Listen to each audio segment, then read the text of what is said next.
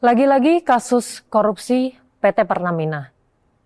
Komisi Pemberantasan Korupsi sudah menahan 3 tersangka kasus korupsi pengadaan katalis PT Pertamina. Hanya ada 1 tersangka yang belum ditahan. Kasus ini sebenarnya sudah lebih dulu berjalan ketimbang kasus korupsi tata kelola minyak PT Pertamina yang ditangani Kejaksaan Agung. Di Kejaksaan Agung, kasus ini mulai berjalan pada 2024. Sementara KPK sebenarnya sudah menetapkan tersangka kasus korupsi pengadaan katalis Pertamina pada Juni 2023. Nama mereka diumumkan 5 bulan kemudian. Persamaan dari kasus ini adalah kemunculan nama saudagar minyak Muhammad Riza Khalid. Seperti apa konstruksi kasusnya? Mari kita kupas perkaranya.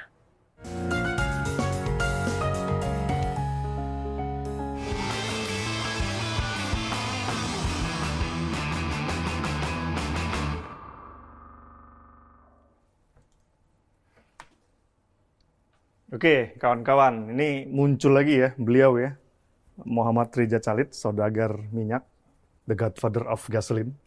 Setelah dari kasus yang kemarin kan sedang menjadi tersangka di kasus Kejaksaan Agung. Tapi kita kali ini mau bicara soal korupsi katalis Pertamina yang ditangani oleh Komisi Pemberantasan Korupsi.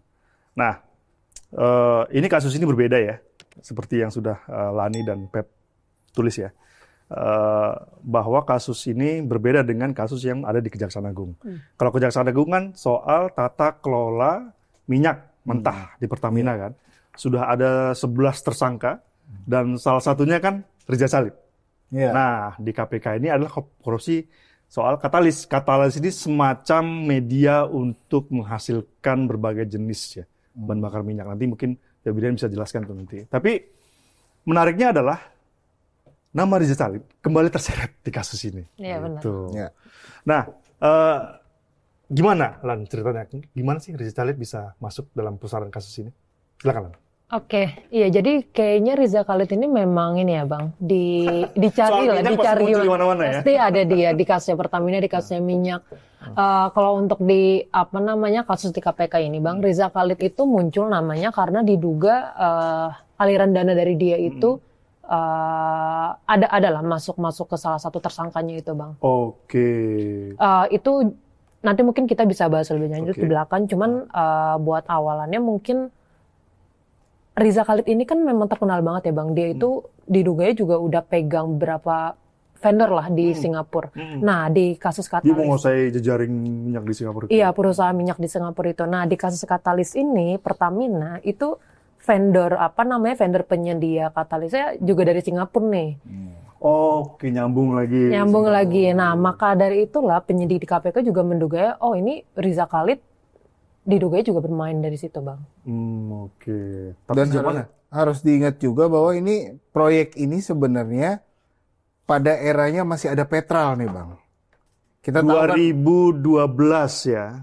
2008 tendernya itu 2003 untuk pengadaan tahun 2013-14. Tapi memang tendernya sudah mulai itu sejak 2012 ya. Nah, jadi dugaan keterlibatan Riza Khalid ini melalui Petral juga cukup kuat gitu. Karena waktu itu kan kita tahu sempat dibongkar juga sama salah seorang lah tokoh Indonesia bahwa Riza Khalid ini punya tangan yang kuat di Petral. Petral ya. Petral ini anak perusahaannya Pertamina yang adanya di Singapura. Berarti ini kasus lama ya sebenarnya ya. Kasus yang berjalan lama yang korupsi katalis ini. Siapa aja tersangkanya Lan? Jadi salah satu tersangkanya itu namanya Krisna Damayanto Bang. Nah Krisna Damayanto inilah yang diduganya kaki tangannya Riza Khalid dalam main-main minyak ini ya. Mungkin tadi nyambung. Krisna itu ini ya? Iya betul. Pak Krisna yang di bawah ini. Ini dia. Ini. Krisna Damayanto. Oke. Ini dia salah satu tersangkanya yang kalau menurut penyidikan KPK dialah yang kemudian menerima suap dari kasus katalis ini, Bang. Nah, keterlibatan dia dengan Riza Khalid itu memang awalnya sebenarnya udah diendus oleh penyidik KPK juga. Itu dulu mungkin nyambung ke tadi penjelasannya Mas Feb soal kasus Petral itu ya. Jadi di tahun 2008 KPK itu menyelidiki waktu itu. 2008 ya? 2008 itu ada lidik soal kasus minyak Zatapi. Zatapi ya. Zatapi itu jadi waktu itu ceritanya gini Bang, kalau untuk Zatapi. Pertamina ini kan lewat petrol, itu mereka membeli minyak Zatapi ini ya, yang kemudian ditampungnya di kilang Cilacap ya. Kilang Cilacap milik Pertamina. Nah, masalahnya itu minyak baru 2-3 hari ditampung di sana, udah rusak nih mesin kilangnya itu. Artinya Zatapi ini rantai kimianya itu, barangnya itu tidak sesuai dengan spesifikasi ya. Iya, jadi bikin karat kilang. Iya betul, karena tadi nggak sesuai spek, nggak sesuai standar, itulah kilang kita rusak gitu ya. Nah, berawal dari kerusakan itu, KPK curiga loh, ini kenapa nih minyak baru datang, kilang tadi nggak kenapa-napa, tapi kok tiba-tiba hancur gitu aja ya. KPK masuklah selidiki pengadaan minyak itu, akhirnya muncul nama Krisna Damayanto ini juga sebenarnya. Nah, Krisna ini sempat jadi tersangka, tapi tersangkanya di polisi ya Bang.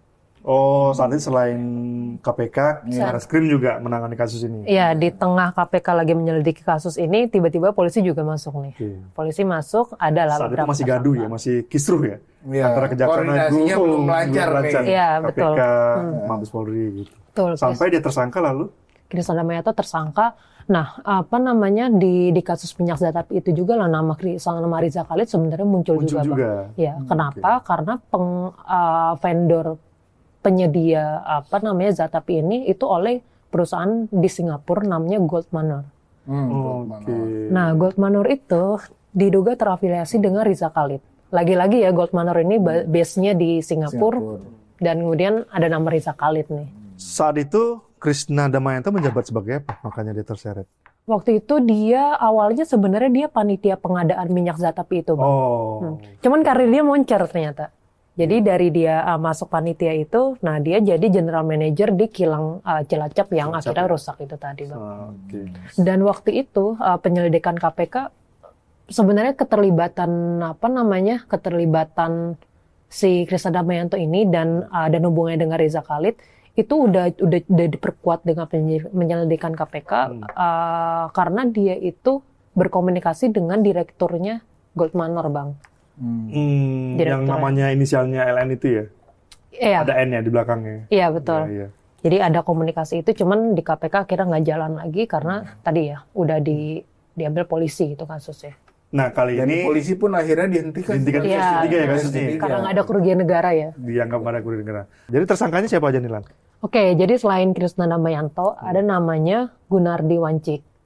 Dia itu bosnya PT Melanton Pratama, Bang. Nanti gue coba jelasin perannya dia itu seperti apa gitu ya.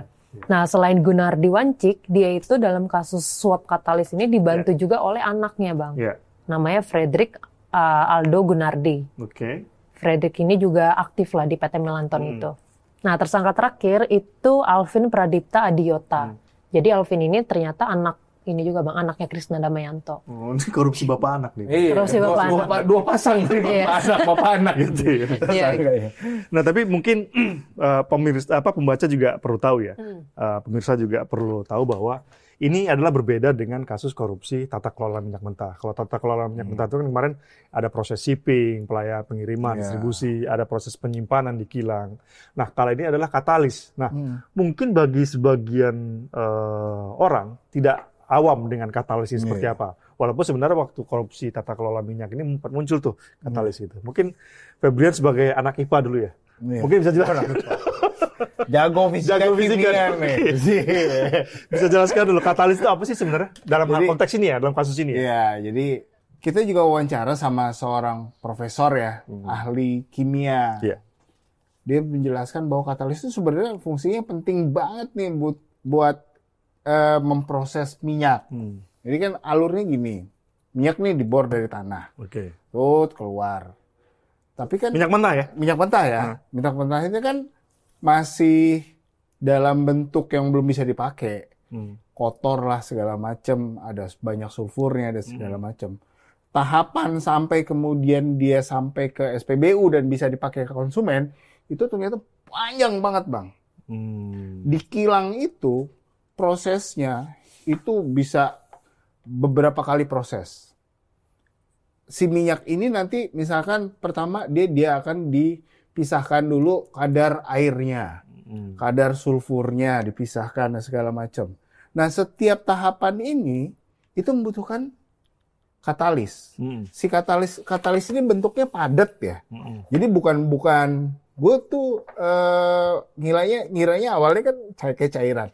Ternyata dia bentuknya itu padat. Kompres KPK itu kan ditunjukin ya, serbuk gitu ya. Iya. Itu juga kemarin kita ada bermacam-macam warnanya ya. Iya, ada macam-macam. Warna hitam tuh ya. Jadi sebenarnya katalis ini tidak cuma satu.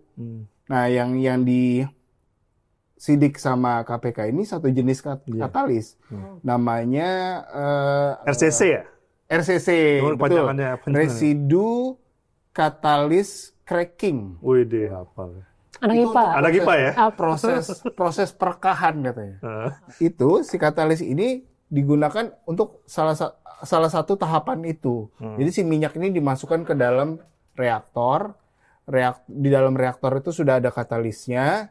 Diproses, kemudian ntar keluar dia akan berkurang lah kadar-kadar yang tidak diperlukannya itu. Airnya, kemudian kan ada minyak yang dibor dari lautan ya. Itu ada kadar garamnya, ada kadar apanya gitu. Berarti emang katalis itu unsur yang penting banget ya buat pemurnian minyak gitu ya? Iya, sampai kita bisa pakai tuh yang ada di SPBU sekarang gitu. Nah, katalis inilah kemudian, tadi kan tadi juga Alfred juga bilang, ini kan penting nih. Artinya setiap proses pengadaan minyak itu harus ada katalis. Iya. Disinilah para tersangka itu kemudian bermain. Gitu. Betul. Nah, priorisasinya mungkin kita juga perlu jelaskan nih. Febri bisa bantu nanti ya.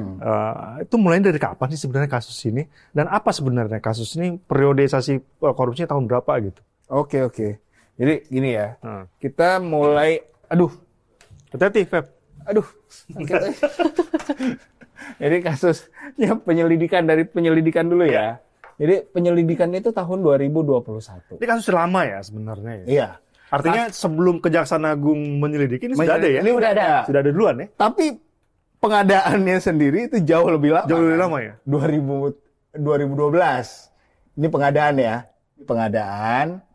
Pengadaan nih. Ini penyelidikan ya. Proses hukum lah. Proses hukum. Karena belum tentu lidik, belum tentu sidik tuh kan. Ya. Bisa full bucket ya segala macam. 2021 ini penyelidikan, Bang. Oh, penyelidikan? Udah penyelidikan 2021. Kemudian 2021 sampai 2023. Penyelidikannya aja 2 tahun loh. Lama ya? Lama banget. Ini di pimpinan KPK lama ya? Iya, ini di pimpinan KPK era sebelumnya ya. Ini penyidikan. Ini udah mulai SPDP udah keluar nih. Penyidikan. Keluarlah SPDP bulan Juni 2023 itu penyidikan. Belum langsung tersangka tapi. Belum. Tersangka waktu. Pengumuman tersangka itu November 2023. November nih. 5 bulan. Kemudian tersangka. Dan semua ini terjadi di periode pimpinan KPK sebelumnya. Pimpinan yang lama. Pengumuman TSK. Nah, tapi dari sini pun, dari 2023 sampai kemudian baru ditahan kan 2 minggu lalu ya? 9 September. 9 September. September 2025 itu baru ditahan. Sorry, Pak. Pengumuman itu 4 ini tadi sudah diumumkan. Ya, pengumuman itu langsung 4 ini nih. Krisna sama anaknya, kemudian si Gunardi sama anaknya. Okay. Langsung 4 ini. Ini baru 9 September, ini September 2025. 2 tahun kemudian. 2 tahun kemudian baru ditahan. Penahanan tersangka. Penahanan TSK. Tapi itu juga nggak semuanya ditahan kan?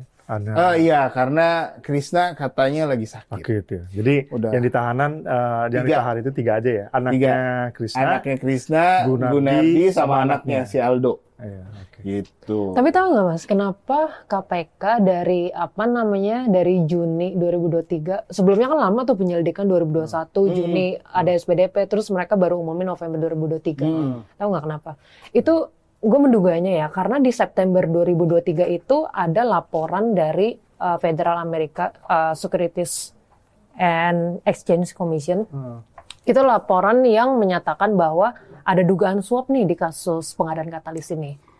Nah, dan laporan itu juga lah yang dipakai sama KPK sebagai salah satu barang bukti ya, dalam penanganan kasus ini. Gitu. Periode lalu apa periode sekarang? Periode yang lalu Bang, yang 2023 itu. 2023 itu ya? Iya. Ini menarik lembaga ini. Lembaga apa tadi namanya? Itu namanya Securities and Exchange Commission. Nah, SEC ya? SEC. Nah, SEC ini lembaga apa sih? Jadi itu semacam kayak BPK-nya di Amerika gitu Bang. Ya, mereka lembaga federal ya? Lembaga federal. Jadi law enforcement ya? Iya. Apa mereka bikin memang? Jadi gini, di dalam laporan itu memang ada kronologis Bang. Kronologis seperti apa sih dugaan suap ini terjadi begitu ya. Dan nama Albemarle Corporation itu memang tercatat juga di dalam laporan itu. Jadi singkatnya kayak gini Bang, di laporan itu menyatakan bahwa ada dugaan suap antara seorang yang disebut sebagai agen Indonesia dengan key decision maker atau yang mereka sebut sebagai Indonesia official, pejabat lah, pejabat di salah satu badan negara gitu ya. Karena mereka tidak menyebut langsung ya, tidak menyebut nama, lembaga nggak ada, nama individu juga nggak ada. Mereka hanya menyebut istilahnya Indonesian agent sama Indonesian official. Oil company. Yang kita tahu State Oil Company. State Oil Company ya. Yang kita duga kemudian Indonesia agent ini mengarah ke itu dugaannya mengarah ke Melanton. Melanton ya, PT Melanton Pratama. Betul. Indonesian official dugaannya mengarah ke Krishna. Sebagai pejabat BUMN di Apa Pertamina. isinya tadi? Belum tuntas. Jadi gini, jadi intinya Albemarle Corporation itu awalnya berkomunikasi dengan agen ini Bang. Nah, komunikasi dengan agen ini gimana sih biar mereka bisa... Sorry, biar nggak lost context. Albemarle ini adalah perusahaan pengadaan katalis sebelumnya kan? Betul. Produsen bukan distributor ya, produsen. Bukan. Dan sebelumnya mereka juga mengadakan di Pertamina. Nah, mereka kemudian muncul nih di laporan SEC ini. Iya betul. Jadi gini mungkin ya, buat konteks juga, Pertamina ini tadi beli katalis itu dari Melanton Pratama. Nah, ternyata PT Melanton ini mereka dapat katalis itu dari produsennya si Albemarle Corporation ini. Bukan produksi sendiri. Bukan produksi sendiri. Jadinya broker doang. Betul. Nah, cuman memang dari Albemarle-nya ini yang bertanggung jawab ke wilayah Indonesia ya. Itu ada kantor perwakilan mereka di Singapura, Albemarle Singapura itu. Gue coba gambar biar lebih sederhana nih, ya. Nanti karena ada banyak pihaknya ini biar nggak salah persepsi. Ini kasusnya sebenarnya nggak terlalu rumit, cuman perlu clear kita membedakannya. Betul. Ada namanya Albert Marley. Ya, Albert Marley. Saya ingatnya Bob Marley. Ya, mungkin saudaraan itu, Bang. Albert Marley Corporation ya. Corporation. Amerika. Ada namanya PT Melanton. Yap. PT Melanton Pratama. PT Melanton Pratama. Oke. Pratama. Ada namanya PT Pertamina, gitu ya. Ini kan ya para pihaknya ya. Kok PT Pratama? PT Pertamina. PT Pertamina. Di sini ada Direktur Pengolahan, ya kan? Iya betul. Direktur Pengolahan Krishna Damayanto. Pengolahan periode 2012 sampai 2014 yang namanya Krishna Damayanto. Oke. Nah, di PT Melanton ada namanya Gunardi. Frederick Aldo ya. Ada namanya Gunardi dan Aldo aja Bang. BSD disebutnya Aldo. Frederick Aldo. Udah kadung Frederick loh. Oke.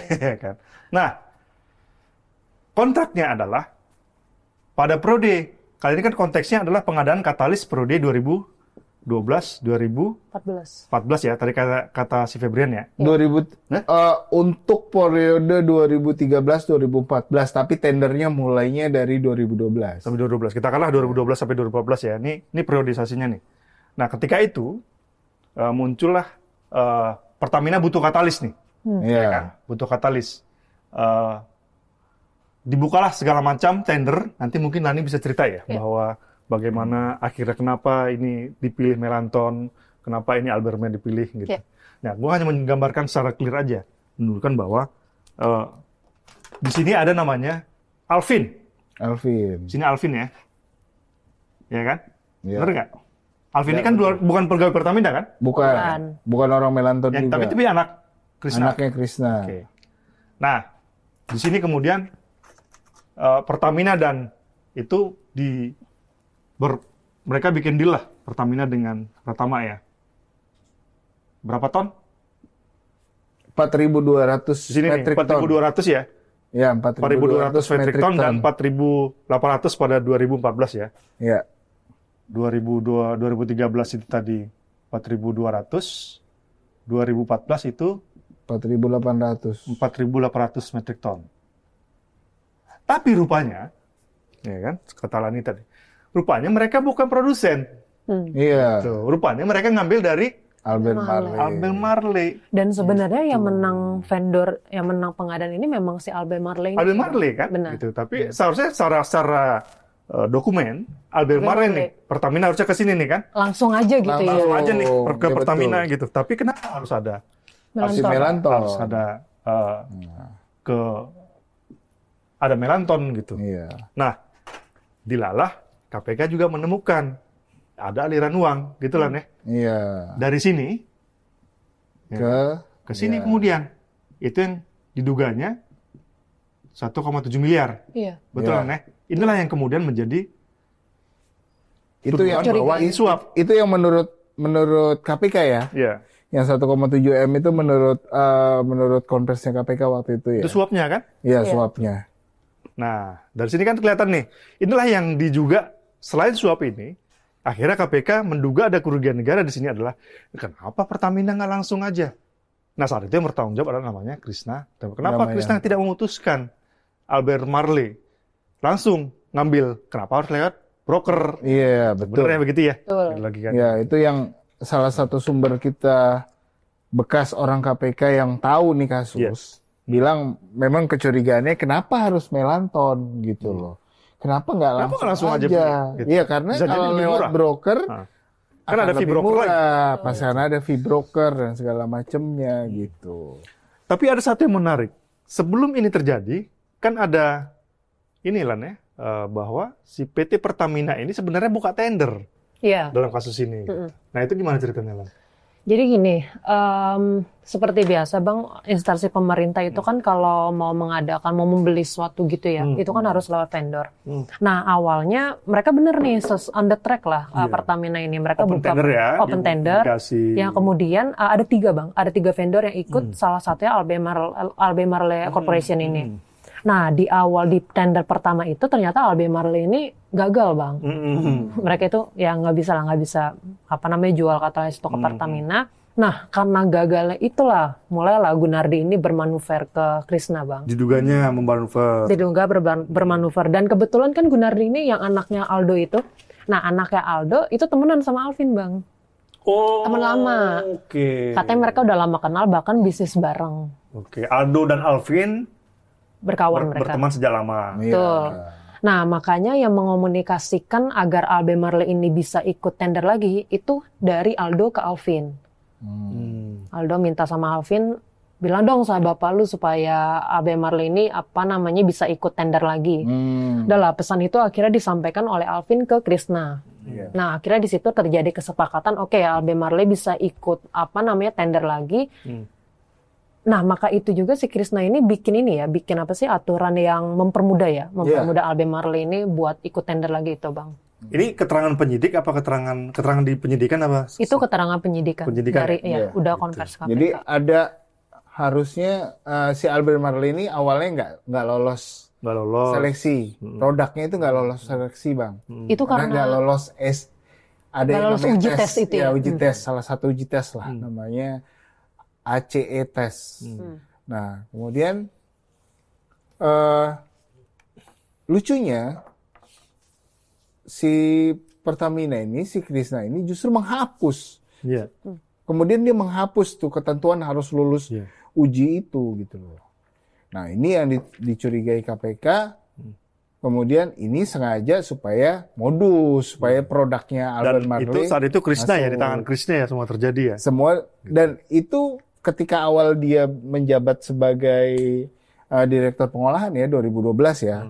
Jadi ini penghapusan itu dan tender-tender itu awal-awal dia jadi direktur pengolahan tuh. Itulah sebabnya mungkin pengacara Krishna Damayanto mengatakan bahwa klien Ian Iskandar ya, nama pengacaranya ya, dia mengatakan bahwa Pak Krishna ini justru yang dia mengklaimnya gitu kan, yang justru menertibkan karena saat itu katanya dia kan beralasan ya, kalau nggak salah ya, dia beralasan kan sebenarnya saat itu sudah dibuka di tender seperti yang cerita tadi dibuka tender segala macam, tapi ternyata mereka dapat informasi tangki minyak di tangki itu stoknya hanya tinggal 6 bulan, sementara prosesnya 18 bulan kan, ya ini lama banget nih alasan gitu kan, ya akhirnya digunakanlah. Ya mungkin itu alasannya tadi dia dihapus, di bypass, segala macam gitu. Yang akhirnya terjadilah ini. Cuman masalahnya tadi adalah ini bypass semua nih, bypass semua, ada Alvin segala macam gitu. Nah dalam pusaran ini ada nggak Riza Khalid? Di sini belum Bang. Belum ya? Belum ada Riza Khalid. Ya? Betul. Tapi di pemeriksaan muncul nggak namanya Riza Khalid? Nah lucunya juga di pemeriksaan itu soal hubungan Krishna dan Riza Khalid itu ditanya ke penyidik Bang. Jadi kalau menurut pengacaranya Krishna, pas pemeriksaan kedua jatuhnya, pemeriksaan kedua Krishna di Maret 2025, pas KPK mulai lagi penyidikan kasus ini, ditanyalah Krishna ini, intinya ya, Bapak ada hubungannya sama Riza Khalid, seperti apa sih kedekatan Bapak dengan Riza Khalid gitu ya? Itu ditanyakan tapi nggak masuk di BAP Bang. Oh, ditanya tapi nggak masuk BAP. Iya, itu menurut keterangan pengacara Krishna ya. Artinya dalam kasus ini secara hukum Riza Khalid belum ketemu perannya, tapi terkoneksi dan berteman erat dengan si Krishna tadi. Iya betul. Nah, yang menarik juga adalah Krishna ini setelah dia pensiun ya, kan direktur pengolahan selesai 2014 dia pensiun. Dia jadi komisaris utama di Petral. Langsung ya itu Mas? Langsung gitu. Gede dong gajinya itu. Bukan gede lagi Bang. Timnya gede. Aduh, itu gaji dia sebulan buat gaji kita setahun. Tapi ada yang menarik ya. Dia gaji di belakang itu yang di Petral apa yang di swasta? Yang 3 tahun belakangan itu? Itu yang swasta Bang. Jadi gini, si penghasilan... Setelah jadi Petral komisaris. Merangkap ya? Iya, barengan. Oke. Jadi di Petral kemudian dia jadi konsultan di salah satu perusahaan swasta minyak juga ya. Benar, di Singapura. Jadi dia ngerangkap. Perusahaan ini terafiliasi dengan Riza Khalid nggak? Nggak tahu. Itu kita belum sampai situ sih Bang. Nah jadi kalau menurut pengacara memang pendapatan Krishna ini dari mana-mana gitu ya. Setelah dari Pertamina terus langsung di Petral, dapat gaji, dapat gaji, terus juga yang dari jadi konsultan tadi itu. Nah, menariknya juga Bang, salah satu yang jadi materi penyidikan KPK ini soal gaji Krishna di perusahaan Singapura itu Bang. Oh masuk ya? Itu masuk penyidikan KPK. Jadi KPK itu udah terima laporan keuangan dari PPATK soal aliran gaji Krishna ini Bang. Cukup aneh ya kalau menurut gue ya Bang, karena Krishna itu dikontrak di perusahaan ini selama 3 tahun. Kalau kita kan digaji setiap bulan lah ya, dapat nih gaji ngalir. Tapi kalau untuk Krishna ini dia baru digaji di tahun ketiga Bang.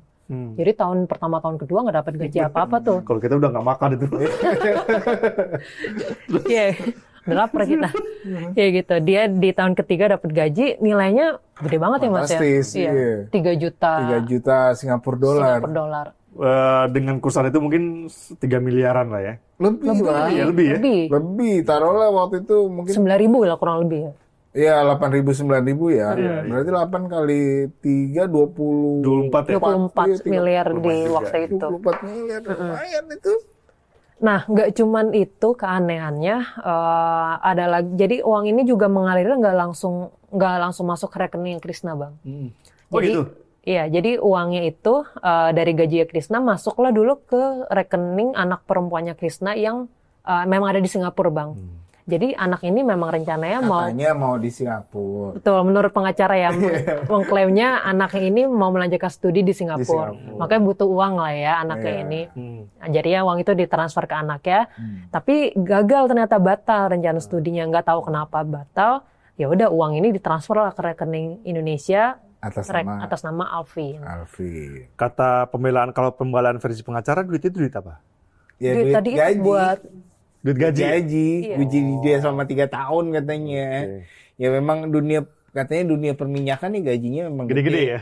Ya, Salah jurusan. Lu tadi sih anak IPA, salah jurusan lu ya. salah kita. Kalau yang gimana soal pembelaan dari versi atau cerita versi Gunardi dan versi anaknya Aldo ya, Aldo atau Aldo ya. gimana cerita mereka? Kita udah coba konfirmasi juga sih Bang ke mereka lewat pengacara udah, kita datang ke kantornya udah, cuman di kantor Melanton ini di kawasan ini di Jalan Panjang Jakbar sini? itu, deket sama kita. Ternyata kelihatannya udah nggak ada aktivitas lagi di Iya, sana. udah nggak beroperasi lagi tuh kantornya. Iya, ya udah kita kirim surat aja gitu kan sebagai upaya konfirmasi lah ya. Nah, setelah itu kita coba kontak pengacaranya, tapi pengacara belum bisa komentar, Bang. Alasannya karena perlu izin lah ya dari kliennya ini. Tadi kan ada uang tuh Lan, yang 1,7 miliar tuh. Iya. Yang kata KPK, klaim KPK itu adalah uang suap. Dari temuan kita, itu uang suap nggak sebenarnya? Atau konfirmasinya seperti apa?